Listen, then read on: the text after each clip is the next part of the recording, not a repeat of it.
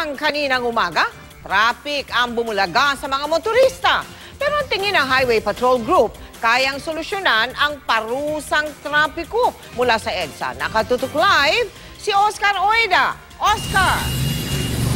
Yes, Mel, sa mga sandaling ito ay mobile tayo dito sa may kahaba ng EDSA, itong pa-northbound lane, particular dito sa may area ng Santolan. At sa mga sandaling ito, bagamat makikita natin medyo may volume na, no, yung bilang ng mga sakyan, ay nanatili pa namang tuloy-tuloy yung daloy, medyo slow-moving lamang. At sa kabila nung magkabilang lane na heavy gut nga na daloy ng trapiko, nitong nakarang araw naniniwala ang HPG na hindi pa huli ang lahat. Sa katunayan, ang kailangan lang daw natin, disiplina at political will. Pero sa maghapon, Mel, naranasan ng mabagal na daloy ng trapiko, di lamang dito sa EDSA, kundi sa iba pang parte ng Metro Manila.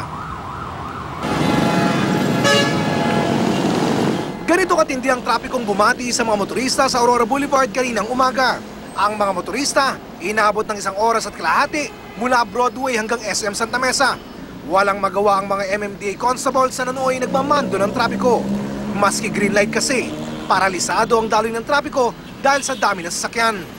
Pati sa mga kalsada sa looban, walang galawan ang mga sasakyan.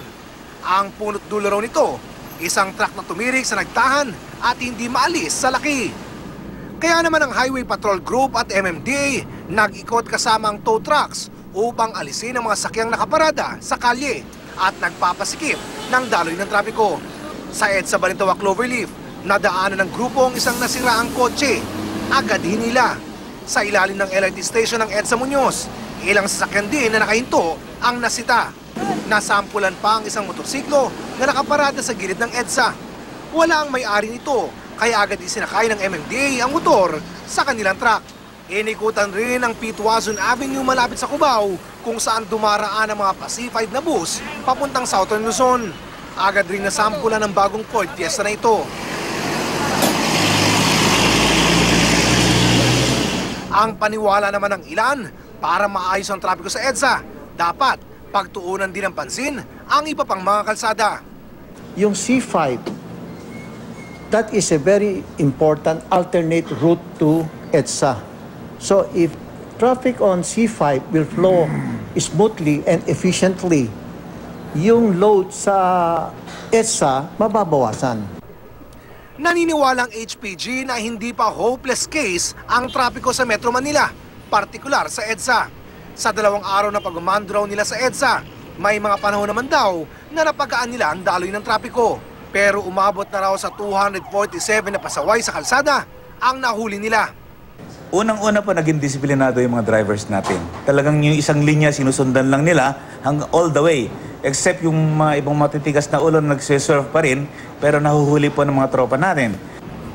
Yun nga lang, tila hindi raw sila handa sa biglaang pagbuhos ng ulan kagabi.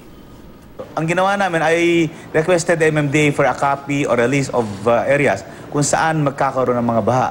Kaya lang hindi po umabot yung request. Kasi ang plano ko doon sa pagre-request sana doon, gagawa na kami ng alternate routes kung saan pupunta yung mga sakyan just in case na magkaroon ng baha pag na-identify namin yung mga rota. So, maswerte din naman kasi kagabi, doon ko nalaman talaga kung saan yung mga baha. Tila di pa nakatulong ang animoy miscommunication sa pagitan ng HPG at MMDA. Sabi niya, unity of command, sa iyo yung mga tao. So I was expecting na ibibigay niyo yung tao doon sa amin, pero it's just this morning, a message was sent to me by Mr. Ray Arada, who is now in charge of EDSA, na ibibigay na yung tao sa amin. Sa mga sandaling ito, Mel, ay nakakaranas na mabagal na daloy ng trapiko itong EDSA southbound lane mula dyan sa may area ng Kamuning papuntang Ortigas.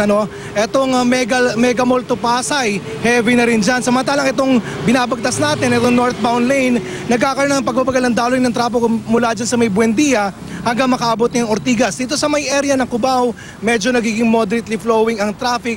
At inaasahan na paglalapit natin sa Cubao, muling babagal ang daloy ng trapiko, pero magkalagpas niyan ay inaasahang gagaan na ulit o bibilis na ulit ang daloy ng trapiko. So yan ang latest sa traffic update mula din sa kinalalagyan natin dito sa may EDSA. Mel? Maraming salamat sa iyo, Oscar Oida.